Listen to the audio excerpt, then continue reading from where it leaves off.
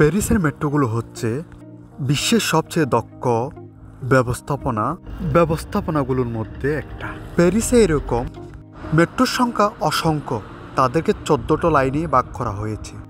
এই 1990 সালে উদ্বোধন হওয়া মেট্রোগুলো প্যারিসের আশেপাশের এলাকাগুলোকে সুবিধাজনকভাবে কানেক্টিং করে।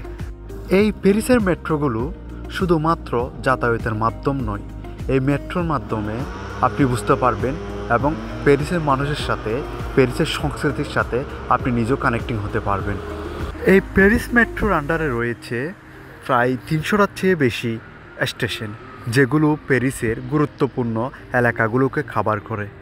এই প্যারিসের স্টেশনগুলো সাধারণত এক স্টেশন থেকে আরেক স্টেশনের দূরত্ব 2 থেকে 3 মিনিট হাঁটার দূরত্ব হয়ে থাকে।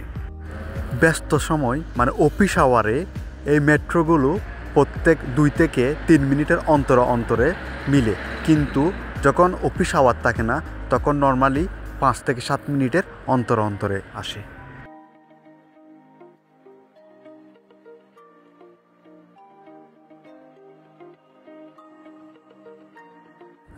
এই মেট্রোগুলো সকাল 5:30 থেকে রাত 12টা পর্যন্ত চলাচল করে। সাধারণত শনিবার এবং রবিবার উইকেন্ডের কারণে এগুলো 1:30 পর্যন্ত চলাচল করতে থাকে।